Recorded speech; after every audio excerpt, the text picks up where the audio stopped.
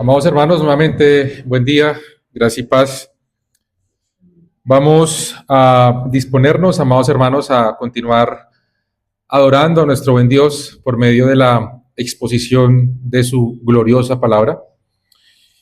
Y bien decía nuestro hermanito Jairo, hoy continuamos con la exposición, hermanos, de la serie de la ley moral de Dios. La ley moral de Dios. Así que hoy nos corresponde, hermanos, lo que sería el mandamiento número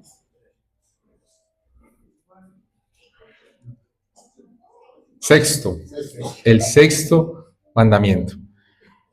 Bien decía ahorita el hermano Jairo, cuando uno tiene la posibilidad, hermanos, de presentar el estudio de la ley moral a las personas, cuando uno tiene la oportunidad de compartirles el decálogo y uno le presenta los 10 mandamientos, gran parte de las personas o la mayoría de las personas afirman lo mismo, lo que ahorita dijo el hermano Jairo. Todos dicen, yo tal vez he transgredido todos los mandamientos, este no, menos este. Si ustedes se ponen de pie delante de los 10, o de frente, mejor, de frente de los 10 mandamientos, usted también podría estar pensando lo mismo, ¿no? Yo tal vez he fallado o he transgredido unos más que otros, pero yo nunca he matado. Yo nunca he asesinado. Y esa es la percepción o lo que uno escucha de las personas cuando uno les está enseñando la ley moral o el decálogo. No, yo nunca he transgredido este mandamiento. Estoy seguro que he faltado en todos los demás, menos en este. Y nos hemos dado cuenta, hermanos, durante toda la serie de la ley moral de Dios, que los mandamientos o el decálogo son un reflejo del carácter y la santidad de Dios.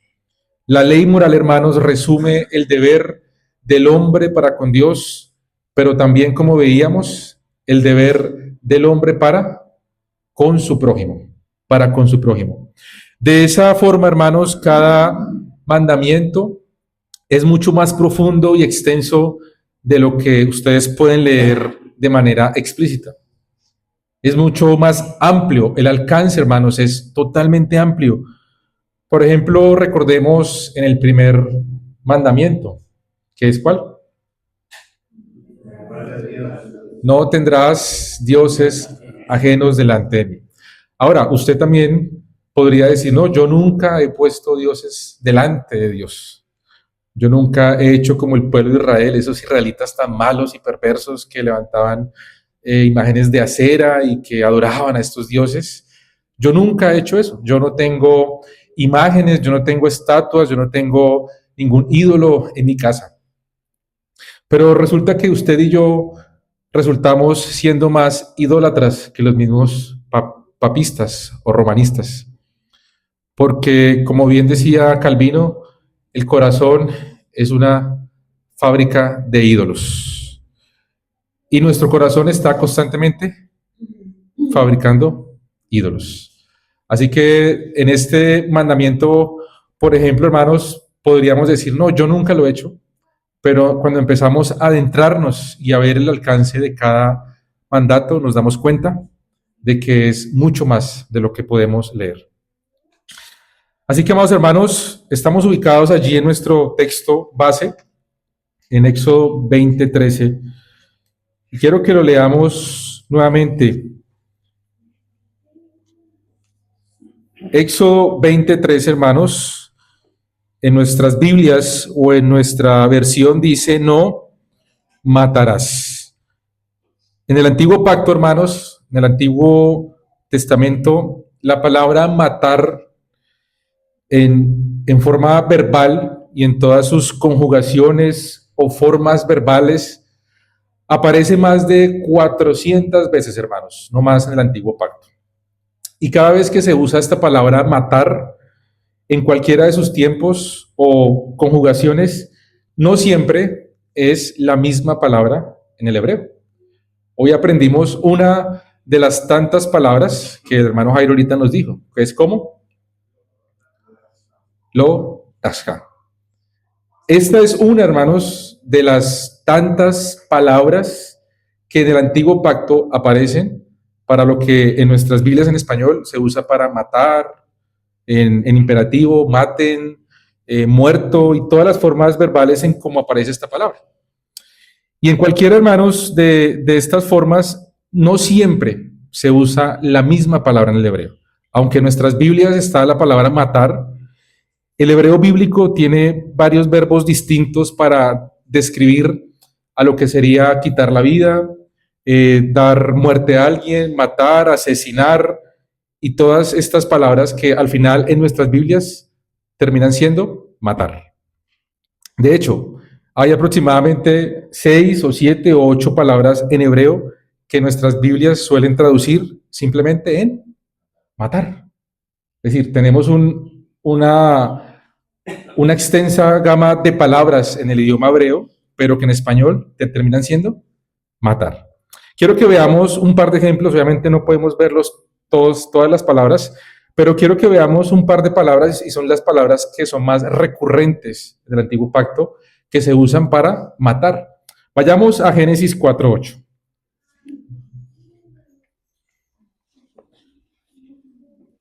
Y esta, hermanos, es la primera vez que aparece esa palabra del verbo matar. Ya ustedes saben que antes aparece la palabra muerte o morir cuando Dios le da el mandato a Adán. Pero entonces aquí tenemos, hermanos, el primer asesinato, ¿no? Y dijo Caín a su hermano Abel, salgamos al campo, y aconteció que estando ellos en el campo, Caín se levantó contra su hermano Abel y lo mató. Aquí tenemos otra palabra y es la palabra harak. Esta palabra, hermanos, en el hebreo significa herir con intención mortal o golpear con intención de muerte. Ahora tenemos otra palabra en hebreo, pero que está también diciendo que es matar. Dice que Caín mató a su hermano Abel. Vayamos ahí más adelante, hermanos, ahora en Génesis 37:18. Ahí adelantemos un par de capítulos. Génesis 37, versículo 18. Entonces, recordemos que Jacob envía a José para que visite a sus hermanos, y cuando los hermanos de José lo ven llegar desde lejos, ¿qué es lo que ellos dicen? Cuando ellos lo vieron de lejos, antes que llegara cerca de ellos, conspiraron contra él para matarle. Aquí tenemos otra palabra en hebreo que es la palabra mut. Entonces tenemos otra palabra, pero que al final termina siendo matar. Y tenemos otras palabras más, les digo que son como 7 o 8 alrededor, pero obviamente no vamos a verlas todas. Quiero que veamos estas dos porque son las que más aparecen, las que más se usan en el hebreo, en el Antiguo Pacto, las que más se repiten. Ahora sí, regresemos a nuestro texto en Éxodo 20:13. Y gracias a Dios que el hermano Jairo me ahorró la tarea de pronunciarlo porque es muy difícil. Éxodo 20:13. Y aquí entonces tenemos otra palabra, que es... Muy bien. ¿Cómo? Ahora, hermanos, esta palabra en el hebreo significa asesinato premeditado. Cuando alguien asesina, cuando es un homicidio, cuando alguien quita la vida injustamente, o incluso esta palabra se usa para cuando hacen referencia a un homicida, Raksak, a un homicida. Así como también dijo nuestro querido hermanito Jairo, los eruditos en hebreo bíblico afirman que la mejor forma de traducir este versículo es no asesinarás. Por eso, hermanos, he titulado este sermón así, no asesinarás, una breve exposición del sexto mandamiento. Es breve, hermanos, porque como saben, podríamos decir tantas cosas de este mandamiento como podríamos decir de cualquiera. Así que en esta breve exposición, hermanos, quiero que podamos hoy entender y comprender, hermanos, lo que el Señor quiere decirnos hoy a nosotros. En esta exposición, hermanos, vamos a ver los pecados que se prohíben claramente en este mandato, los deberes que se mandan y que recordemos, hermanos, que el propósito de la ley es que podamos ver la gravedad de nuestros pecados, que podamos ver qué tan pecadores somos y que nos sigamos convenciendo, hermanos, de que no somos dignos de presentarnos delante de Dios con nuestra propia justicia y que entendamos que también la ley moral es para mostrarnos la justicia perfecta de Cristo. Así que si usted alguna vez, amado hermano, ha pensado que usted nunca ha transgredido este mandamiento, pues hoy sepa que sí. Hoy usted comprenda que sí lo ha hecho. Lo hemos transgredido, hermanos, lo hemos estado haciendo. Tal vez en este momento estemos siendo unos asesinos y no sepamos. Tal vez lo hemos hecho antes y que evitemos serlo más adelante, hermanos.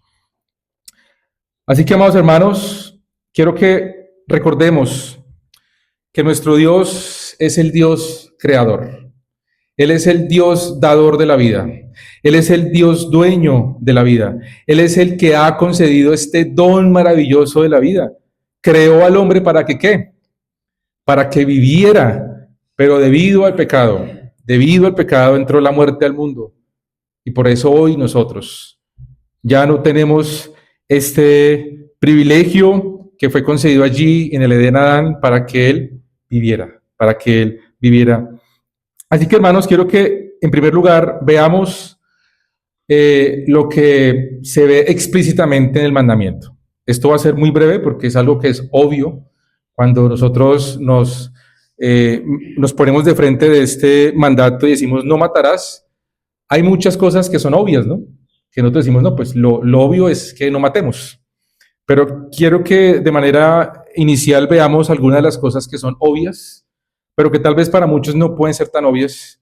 Y después lo que puede ser el alcance de este pacto, de este mandato. Así que, hermanos, es un gran pecado el asesinar al prójimo. Eso es lo obvio, ¿no?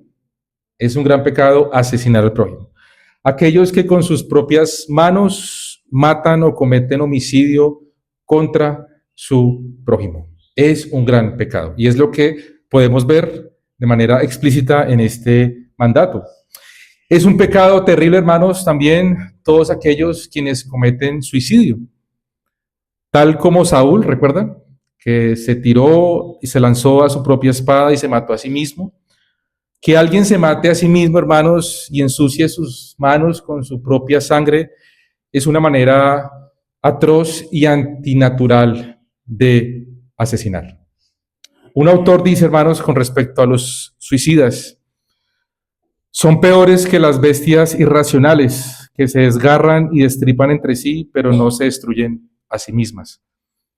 Aún las bestias irracionales no llegarían a ese límite de ser asesinos, de matarse a sí mismos.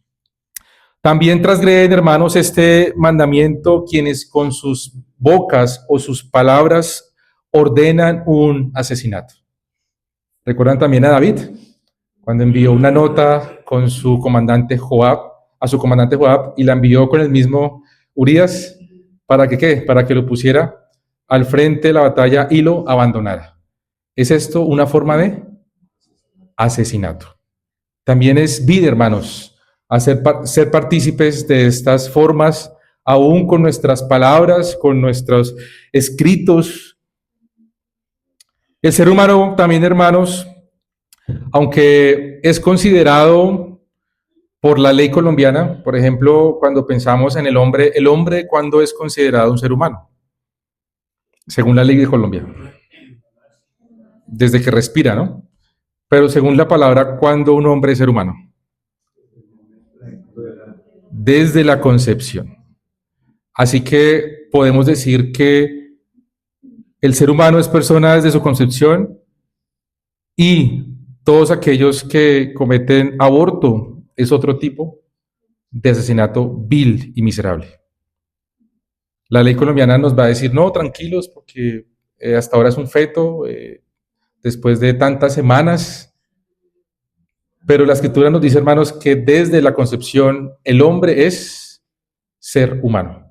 Así que cometer aborto es asesinato. Es otra forma de asesinato.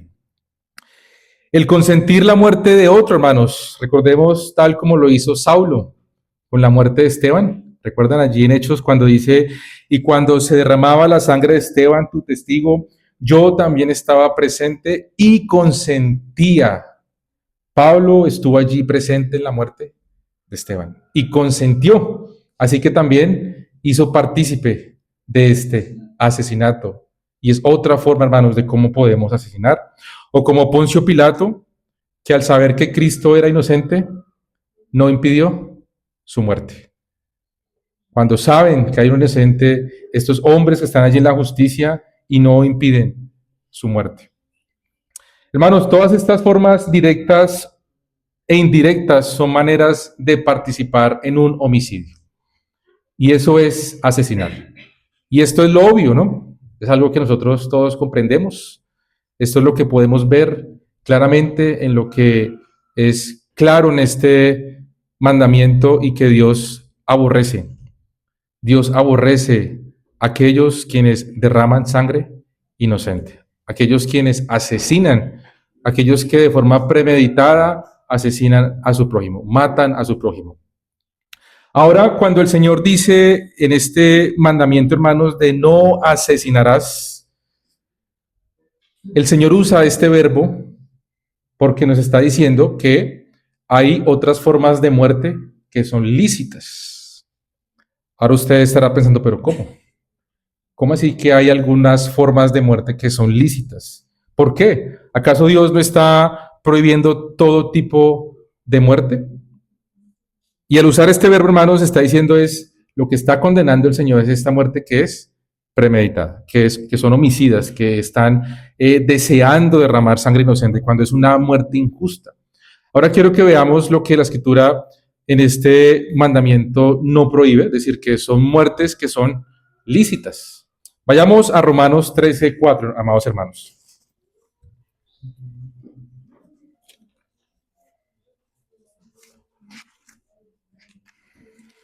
Romanos, leamos desde el versículo 1, pero vamos a hacer énfasis en el versículo 4.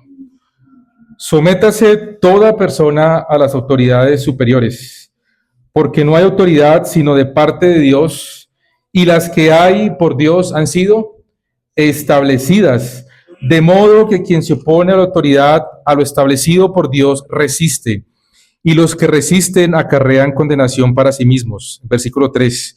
Porque los magistrados no están para infundir temor al que hace el bien, sino al malo. ¿Quieres, pues, no temer la autoridad? Haz lo bueno, y tendrás alabanza de ella. Y el versículo 4, hermanos, porque es servidor de Dios para tu bien, pero si haces lo malo, teme, porque no en vano lleva la espada, pues es servidor de Dios, vengador para castigar al que hace lo malo. Hermanos, esta palabra espada es el uso de la fuerza mortal para castigar o defender el pecado. Dios ha investido con autoridad a los gobiernos para que castiguen con la muerte al malo, al asesino, a los malvados. Obviamente sabemos, hermanos, que no todos los gobiernos, no todos los estados cumplen con esto. Muchos ignoran que Dios les ha otorgado la espada y son muy livianos, ¿no? Son muy flexibles. Otros abusan de su poder para castigar de forma injusta a los buenos. Así que, hermanos, sea que omitan o abusen aquellos quienes transgreden las leyes de una nación, aquellos que son asesinos, aquellos que son criminales, deberían ser castigados ¿cómo? Según ese texto, con la muerte. Así que eso es una forma lícita de matar, que Dios ha otorgado ¿a quién? ¿A nosotros? No, a las autoridades, al Estado, al gobierno. Así que, hermanos, si todo gobierno decide castigar a los malvados con la muerte, es una muerte legítima. Es una muerte legítima, hermanos. Por eso, nosotros estamos a favor de la pena de muerte. ¿Un cristiano debería estar a favor de la pena de muerte? Sí, a favor de la pena de muerte. ¿Contra quién? Contra todos esos malvados. Y espero, hermano, que usted no sea de los que piensa que los derechos humanos, de los malos, de los bandidos, y usted exaltando que el malvado y el bandido necesita de su libertad, de su vida, y que ojalá salga para seguir matando. No, hermanos. Es lícito y es bíblico que los estados y que la autoridad que Dios le ha dado a esos gobiernos usen esta espada ¿para qué? Para castigar a los malos, para castigar a los malvados, hermanos. ¿Cómo? Con la muerte, con la muerte. Así que es bíblico aquellos estados que tienen la pena de muerte, sí es bíblico, hermanos, porque Dios les ha concedido esta autoridad y es la espada, y es lo que significa aquí. La espada, pues es servidor de Dios. ¿Para qué? Para que castiguen al malo. Y para que cuiden al bueno, para que cuiden al justo, amados hermanos. Así que eso es lo que nosotros hoy debemos entender de estas muertes que son legítimas o lícitas. Otra muerte lícita, hermanos, es cuando hay guerras lícitas y estos hombres que están al pie de la guerra deben dar muerte ¿a quiénes? A sus enemigos. Está incluido, hermanos, en la provisión de este mandato, cuando los intereses de una nación, cuando una nación está siendo atacada, cuando una nación está siendo llamada a la guerra o una guerra lícita, ¿no? Porque hay muchos países, como podemos ver hoy en el Medio Oriente, que tal vez están empezando una guerra y puede ser una guerra ilícita, ¿no? Los intereses no son intereses bíblicos o piadosos o realmente no están protegiendo su nación, sino simplemente van detrás de otros intereses, ¿no? Pero no es mi deber hoy hablar de eso. Pero así que, hermanos, aquellos hombres, por ejemplo, aquellos soldados, aquellos policías que están en la guerra, ¿es lícito para ellos matar a sus enemigos? Eso también hace parte de la espada que Dios ha concedido a estos hombres, a las autoridades, para que puedan defender al bueno y que puedan castigar al malo. Como ahorita les decía, hermanos, obviamente estamos en un mundo caído, ¿no? En un mundo que por causa del pecado, muchos estados, muchos hombres, muchas autoridades no hacen un uso lícito, ¿no? De esa espada, sino que abusan o ignoran. Pero de todas maneras Dios les ha otorgado este deber de cuidar al bueno, matando a los malos. Matando. Marita. Vamos a ver ese en el siguiente punto. Así que, hermanos, otra muerte que es lícita es la muerte accidental o sin intención. Una muerte accidental o sin intención. Ustedes recuerdan que el mismo Señor reguló esto en la ley cuando Él estableció unas ciudades de refugio para aquellos quienes cometían homicidio sin intención. Veamos rápidamente Números 35.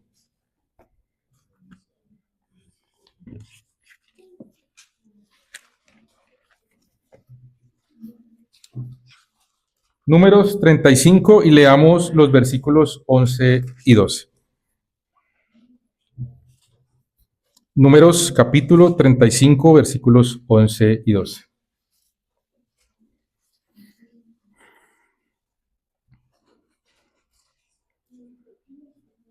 Dice la palabra del Señor: os señalaréis ciudades, ciudades de refugio tendréis, donde huya el homicida. Esa palabra homicida, la misma palabra, Rashaj, que aparece ahí en Éxodo 20:13. Que hiriere a alguno de muerte sin intención, y os serán aquellas ciudades para refugiarse del vengador, y no morirá el homicida hasta que entre en juicio delante de la congregación. Así que, hermanos, otra de las muertes que son lícitas, que suceden sin intención, son estas muertes accidentales, ¿no? Cuando por accidente nosotros podemos ocasionar una muerte. Y esto es una muerte que es lícita. Y ahora Dios reguló esto en la ley, cuando dice que se establezcan, y fueron 6 ciudades de refugio establecidas de manera, digamos, estratégica, para que la persona que cometía un homicidio o un asesinato de forma sin intención pudiera llegar pronto. Y para que el vengador, es decir, un familiar del que fue muerto, no lo encontrara rápido y lo matara. Así que ahí podía esperar que se le hiciera el juicio y era la forma en cómo Dios va regulando esas cosas, ¿no? Entonces ustedes recuerdan, hermanos, cuando hace 8 días estamos viendo en escuela de la ley, ¿no? Entonces, aunque esta ley no es vigente, hace parte de las leyes civiles, pero podemos extraer principios para hoy, las leyes actuales de nuestros países y para nosotros, para poder hoy nosotros decir que un tipo de muerte accidental o sin intención es una muerte legítima, legítima. Y finalmente, con la pregunta que hacía la hermana Karen, la muerte en defensa propia. La muerte en defensa propia. Esto es algo, hermanos, que es bastante controversial y sobre todo con nuestras leyes en Colombia que en realidad pues tienen un vacío con respecto a la defensa propia, pero podemos ver algunos principios también en la escritura que nos pueden ayudar si es lícito que nosotros podamos dar muerte en defensa propia. Vayamos a Éxodo 22. Vamos a leer los versículos 2 y 3.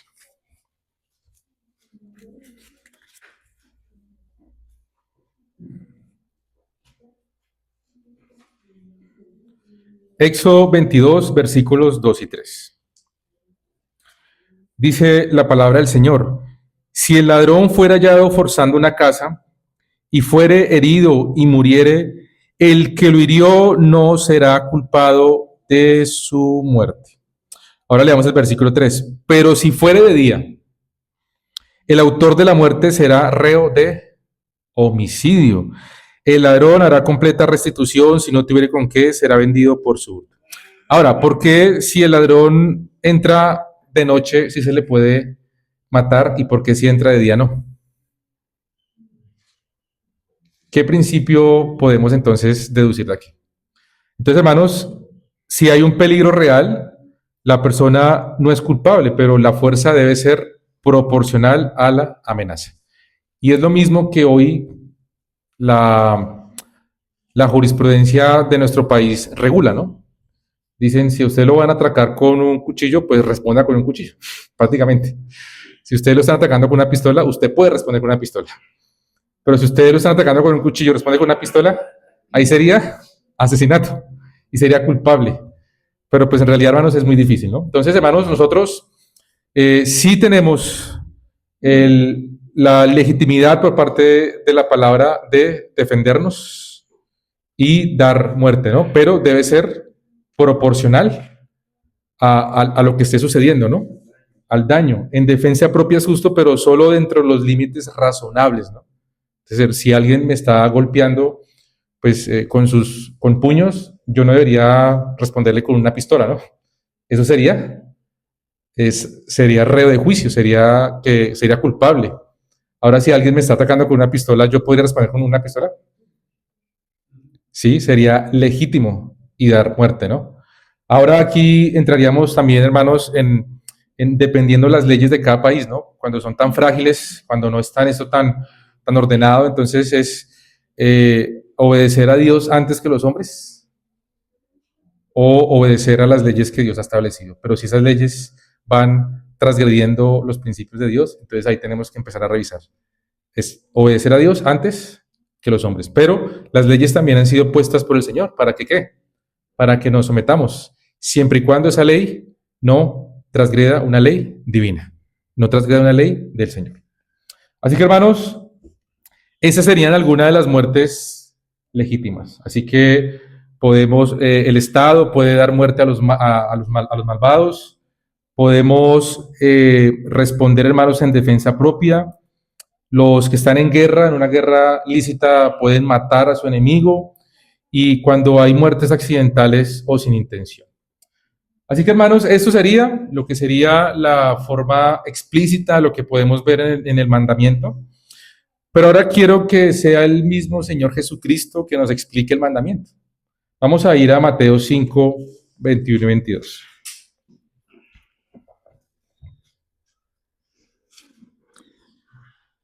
Como ustedes bien saben, hermanos, los líderes religiosos de la época tenían una observancia externa de los mandamientos. Así que los fariseos y todos estos hombres estaban guardando la ley tal y como tal vez usted y yo la hemos estado guardando. Yo nunca he matado, yo nunca he asesinado. Y esos hombres podrían decir que ellos de manera externa estaban cumpliendo esta ley. Decían, nosotros nunca hemos matado, nunca hemos asesinado.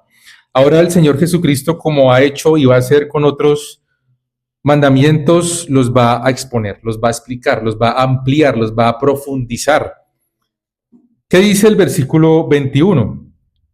Oísteis que fue dicho a los antiguos, no matarás, y cualquiera que matare será culpable de juicio. Pero yo os digo que cualquiera que se enoje contra su hermano será culpable de juicio, y cualquiera que diga necio a su hermano será culpable ante el concilio, y cualquiera que le diga fatuo quedará expuesto al infierno de fuego. Hermanos, recuerden que estamos dentro del Sermón del Monte, y hasta este momento la interpretación de los líderes religiosos era una obediencia externa, como no matar a nadie físicamente, externamente. Ya ellos estaban cumpliendo este mandamiento de forma externa. Pero nuestro Señor Jesucristo lo está exponiendo, lo está llevando al alcance, lo está predicando, lo está exponiendo. Y seguramente, hermanos, esta fue la manera en cómo el pueblo de Israel lo entendió en el Sinaí. ¿Por qué el pueblo de Israel se dieron cuenta de que después de que escucharon la ley, se asustaron tanto y tuvieron tanto temor y se dieron cuenta de su pecado? Tal vez porque ellos entendían esto. Porque si ellos han dicho, no, pues no hemos matado a nadie, pero estaban comprendiendo de la forma en cómo Cristo lo está exponiendo.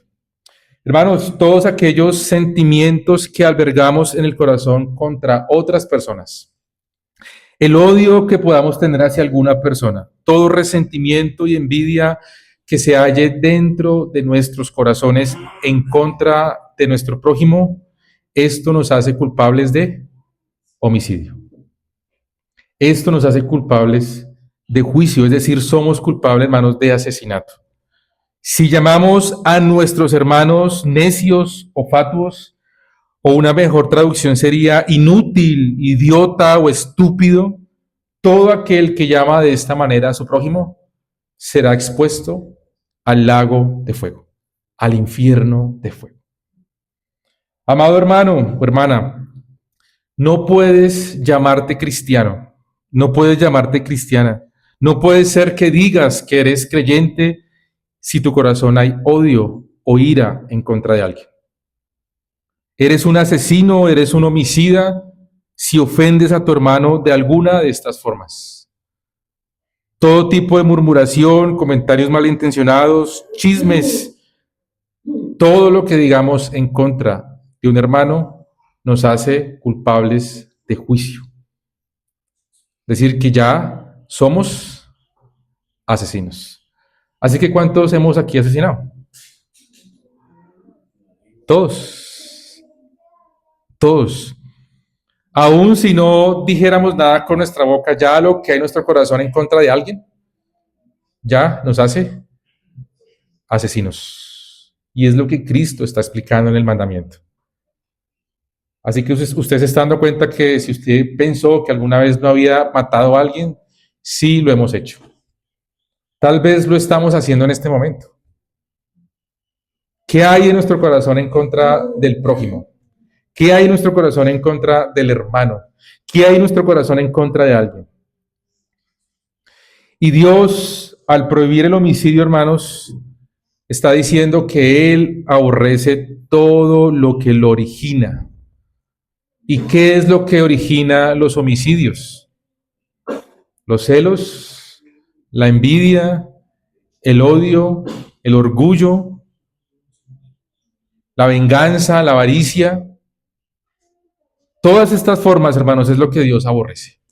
Y es lo que Cristo está llamando, que eso es parte de ser unos homicidas, unos asesinos. El catecismo de Heidelberg, a la pregunta, ¿cuál es la voluntad de Dios para tu vida en el sexto mandamiento? La respuesta es que no menosprecie, odie, insulte o mate a mi prójimo. Que tampoco lo haga con mis pensamientos, mis palabras, mis miradas y mis gestos. Por cierto, que jamás lo dañe con mis acciones y que no participe con otros en algo así. Por el contrario, debo suprimir todo deseo de venganza. Así que, hermanos, ¿cuántas veces hemos tenido una actitud homicida? ¿Cuántas veces hemos tenido una actitud de asesinos contra nuestros prójimos, contra nuestros hermanos, amigos, familiares? Termina en la respuesta de esta pregunta en el catecismo: tampoco debo hacerme daño a mí mismo ni imprudentemente ponerme en peligro. Y durante estas semanas, mientras estaba en la preparación del sermón, hay muchas cosas que aprendí y que me daba cuenta que uno puede hacer y que no se da cuenta que también está no cuidando su vida, poniendo en riesgo su vida, y que eso también nos convierte en asesinos. Hace poco veía, esta semana creo que murió esta chica, la que se lanzó del tobogán aquí en el norte de Santander. Aún en estas cosas, hermanos, estamos exponiendo nuestras vidas en este tipo de actividades, en este tipo de juegos, en este tipo de imprudencias, nuestras vidas. Y eso nos convierte en ¿qué? En asesinos. Porque es lo que es el mandato en un aspecto positivo, y es lo que vamos a ver ahora. Todo mandamiento, hermanos, que está en forma negativa, como no matarás, no hurtarás, no tendrás dioses, tiene sus aspectos negativos, pero también tiene sus aspectos positivos. Así que si es no matar o no asesinar, pues hay que ¿qué? Pues cuidar la vida, amar la vida, respetar la vida. Y todo esto, hermanos, es lo que nos demanda la Escritura, en que nosotros debemos tener en cuenta para que no estemos transgrediendo este mandato. Veamos lo que dice el apóstol Juan en su primera carta, primera de Juan 3:15. Allá, final, hermanos, antes del Apocalipsis, se encuentran con Judas, y ahí antes de eso están las 3 cartas de Juan. Y nos ubicamos, primera epístola del apóstol Juan 3, versículo 15. Dice la Escritura, hermanos: todo aquel que aborrece a su hermano es homicida. Y sabéis que ningún homicida tiene vida eterna permanente en él. ¿Qué evidencias, hermanos, hay para saber si estoy en la vida eterna? Si pertenezco al siglo venidero. Si estoy en la vida eterna, hermanos. ¿Estoy aborreciendo a mi hermano? ¿Estoy aborreciendo a mi prójimo? Bueno, si la respuesta es sí, habría que revisar, hermanos, si realmente hemos nacido de nuevo. No puedes decir que eres creyente si estás aborreciendo a alguien. Y pueda que no lo digas, pero está en tu corazón. Pueda que no lo expreses, pero está en tu corazón. No podemos decir, hermanos, que pertenecemos a la vida eterna, que la vida eterna permanezca en nosotros si en nuestro corazón hay algún odio, rencor, resentimiento, aborrecimiento en contra de alguien. Veamos cómo nos amplía Pablo en Efesios 4. Regresemos allá atrás a nuestras Biblias. Efesios 4, versículo 25.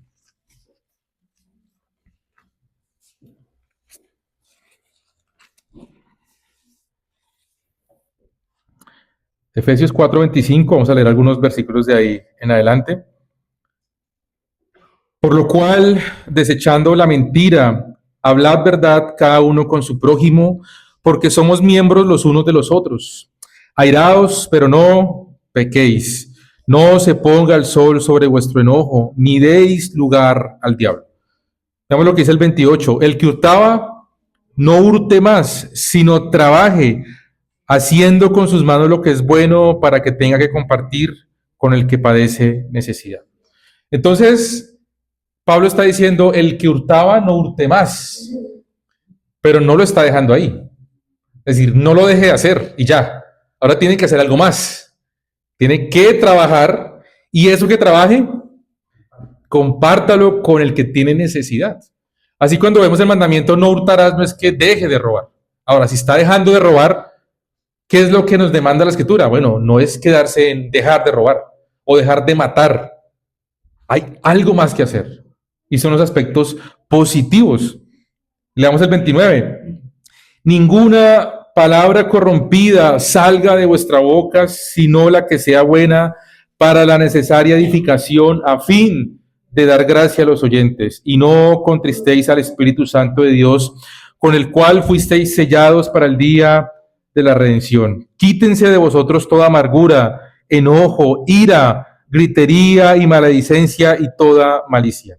Y el 32 culmina: antes sed benignos unos con otros, misericordiosos, perdonándoos unos a otros como Dios también os perdonó a vosotros en Cristo.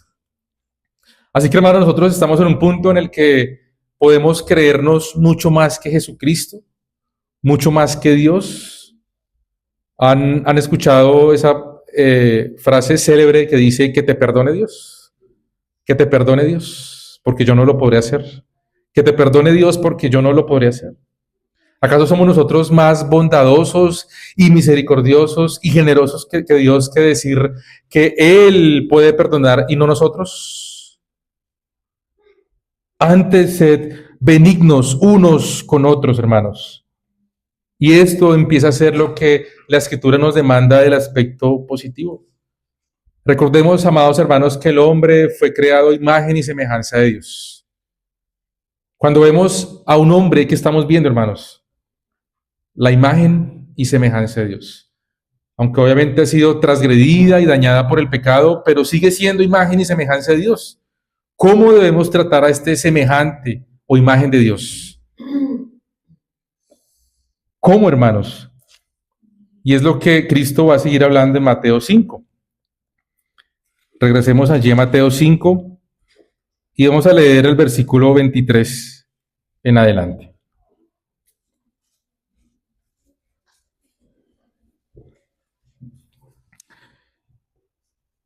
El Señor Jesús no ha cambiado de tema, ¿no? Él sigue exponiendo el sexto mandamiento porque Él dice, por tanto, si traes tu ofrenda al altar y allí te acuerdas de que tu hermano tiene algo contra ti, deja allí tu ofrenda delante del altar y anda. Reconcíliate primero con tu hermano y entonces ven y presenta tu ofrenda.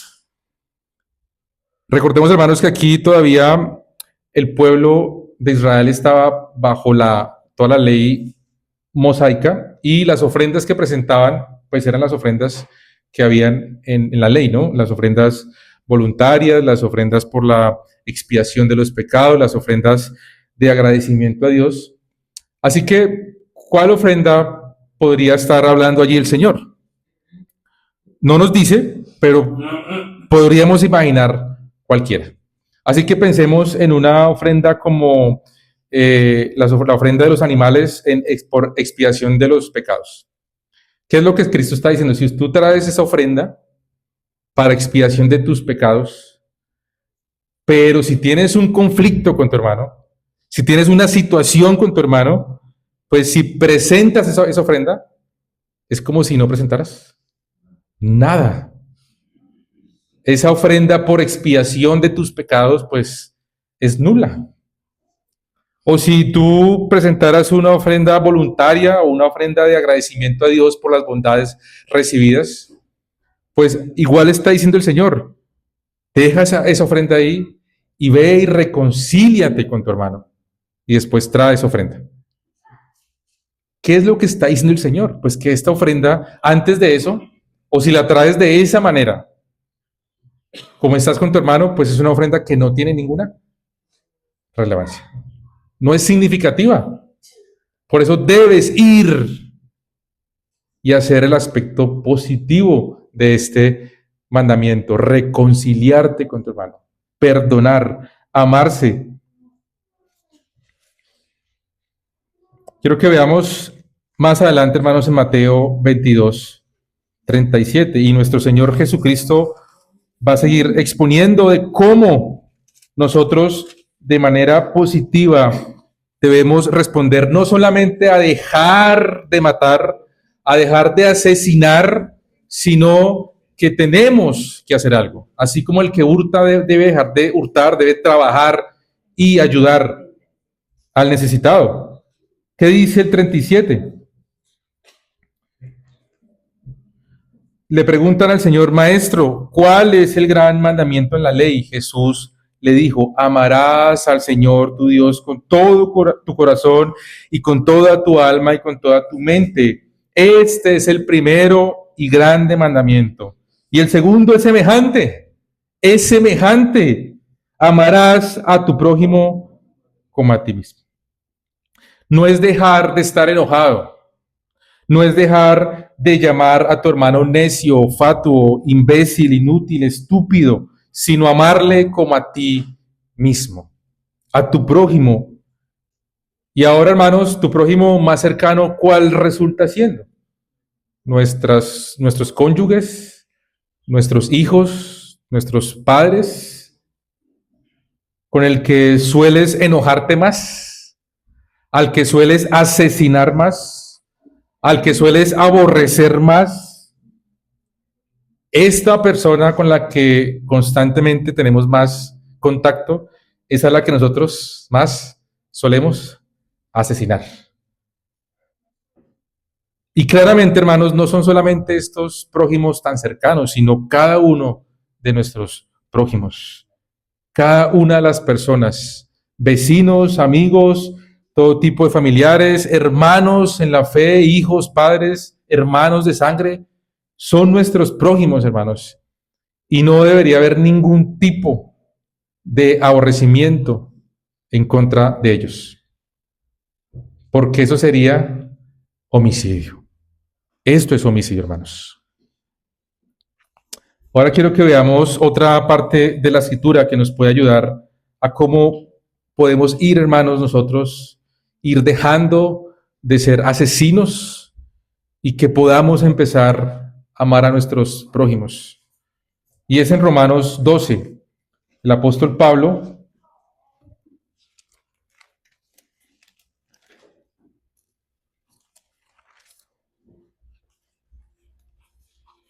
en los versículos 14 en adelante.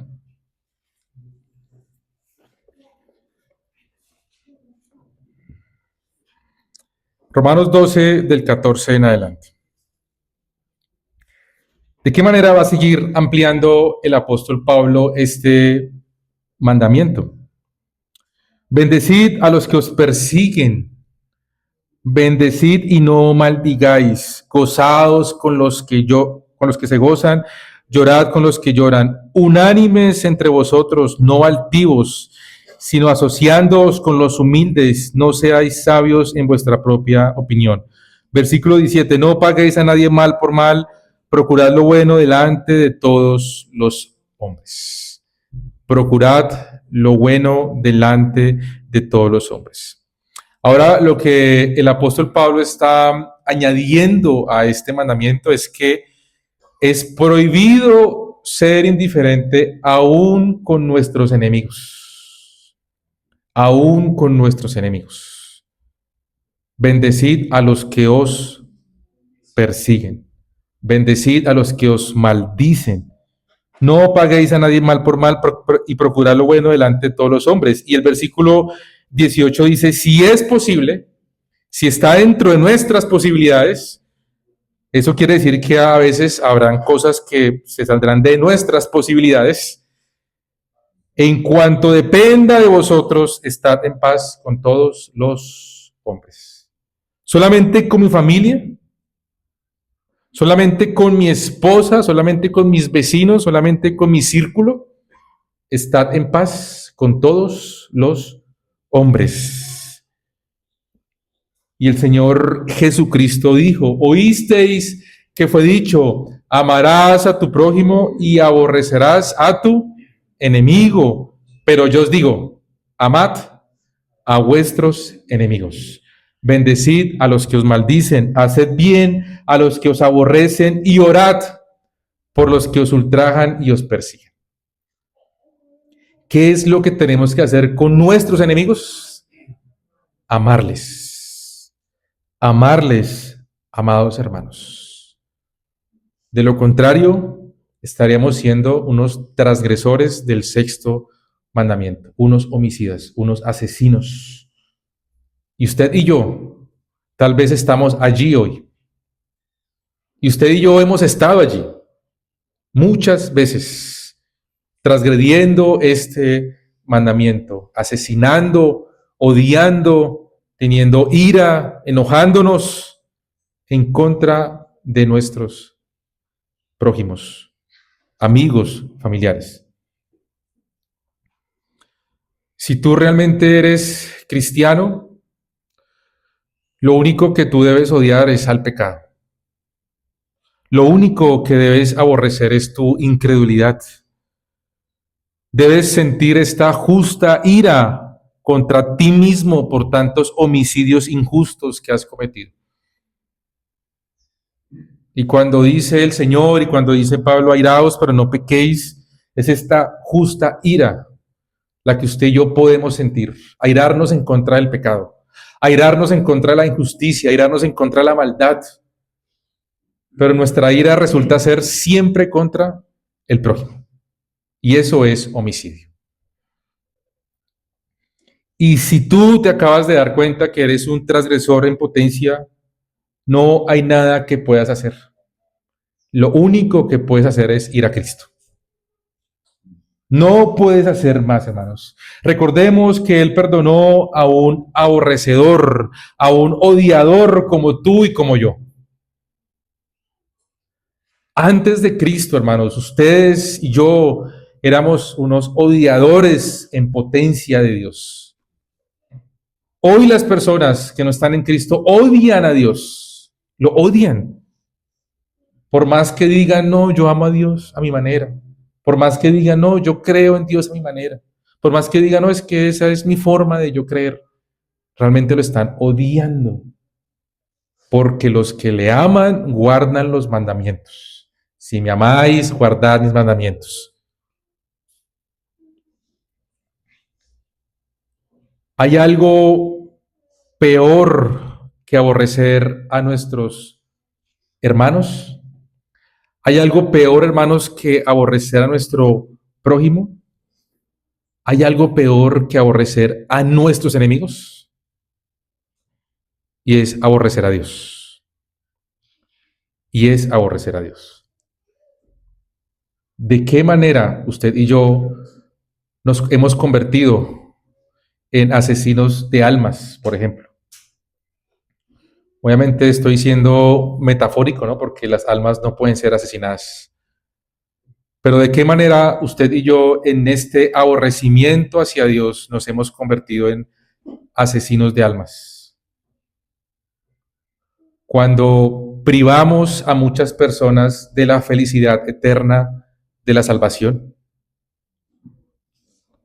Cuando callamos y somos cobardes y no hablamos de las buenas nuevas de salvación. ¿Cuántas personas a nuestro alrededor han muerto y se fueron a la eternidad separados de Dios porque no fuimos valientes y les hablamos del Evangelio? ¿Cuántas personas hemos visto, hermanos, en los últimos meses, en esos accidentes y todo lo que hemos visto en ese tiempo, que han fallecido separados de Dios? Y es por culpa de asesinos de almas como nosotros, que somos cobardes y callamos. ¿Cuántos amigos de nosotros cercanos no les hemos compartido el Evangelio? Por eso debemos recordar el Evangelio todos los días a nuestras esposas, a nuestros hijos, hermanos, familiares, vecinos. Debemos recordarles el Evangelio, porque es que lo único que les puede dar vida es el Evangelio, hermanos. Es Cristo. Y la fe viene por el oír. ¿Cómo van a decir que serán salvos si no escuchan el Evangelio? También, hermanos, somos asesinos de almas cuando no predicamos fielmente el Evangelio, correctamente, el Evangelio bíblico. Todos estos hombres, estos falsos maestros que hoy están envenenando a muchas personas con falsas enseñanzas, dándole alimento podrido y dañado. Estos hombres son asesinos de almas y algún día tendrán que dar cuentas al Señor. Y nosotros tal vez, por nuestra negligencia, por nuestra pereza, por no querer aprender más del Evangelio ni de la palabra, nos hemos convertido en asesinos también, porque hemos enseñado muchas veces incorrectamente el Evangelio. Hemos dado alimento falso, hemos dado alimento envenenado, alimento que no está nutrido por la palabra. Como dice ahí la Escritura, es leche que está contaminada, leche adulterada, leche afectada. Estos hombres, todos estos falsos apóstoles, profetas, pastores, que se hacen llamar siervos de Dios, que predican el nombre del Señor, son unos asesinos de almas y tendrán que ser juzgados como tal. Y somos asesinos de almas, hermanos, cuando nos asesinamos a nosotros mismos, cuando somos negligentes en el uso de los medios de gracia. Cuando no oramos, cuando no meditamos en la palabra, cuando no leemos, cuando no somos diligentes en los medios de gracia que el Señor nos ha otorgado como iglesia para que nuestras almas sean alimentadas. Nos estamos suicidando, hermanos. Somos asesinos de nosotros mismos al ser descuidados y negligentes con cada una de estas formas en como Dios nos ha otorgado para que podamos ser alimentados. Y es algo, hermanos, que siempre hemos estado diciendo el hermano Jairo y yo, y siempre vamos a estar recordándoles, diciéndoles y exhortándoles con todo el amor del mundo. Es triste, hermanos, y esta mañana lo veíamos en el Día del Señor, en el estudio del Día del Señor, que hayan personas que hoy no estén congregando por una excusa barata. Yo les decía hoy, hay una forma lícita de que usted falte al Día del Señor, es que se muera o que esté postrado en una cama. ¿Por qué no podemos disponer de toda nuestra vida para adorar a Dios? ¿Por qué no podemos disponer, hermanos, de todo nuestro ser para darle gloria a nuestro Redentor? ¿Por qué ponemos excusa, hermanos, para cualquier cosa que tenga que ver con el Señor? Para orar, para leer, para meditar, para congregar, para tener comunión, para asistir, para todas esas cosas, hermanos, en las que usted y yo hemos sido llamados para poder ser edificados. ¿Acaso hoy Cristo, su gloria se ve afectada porque no vino una o dos personas? Él sigue siendo glorioso, hermanos. Los que perdemos somos ustedes y yo, cuando somos asesinos de nuestras propias almas. Y finalmente, si hay aquí personas que no son creyentes, hay personas que no han creído en Cristo verdaderamente. Y tal vez hoy podemos darnos cuenta y revisar si realmente somos creyentes. Y es lo que la Escritura nos llama a hacer, ¿no? Examinarnos constantemente y preguntarnos, ¿yo realmente he nacido de nuevo? ¿Realmente yo he tenido un arrepentimiento genuino? ¿Realmente yo he creído verdaderamente en Cristo? Y tal vez podemos estar en ese grupo de los incrédulos, de los no creyentes. Y todas esas personas que están aquí, que creyentes, niños, jóvenes, adultos, desde tu naturaleza eres un asesino, porque odias a Dios. Tu naturaleza es que odies a Dios por causa del pecado.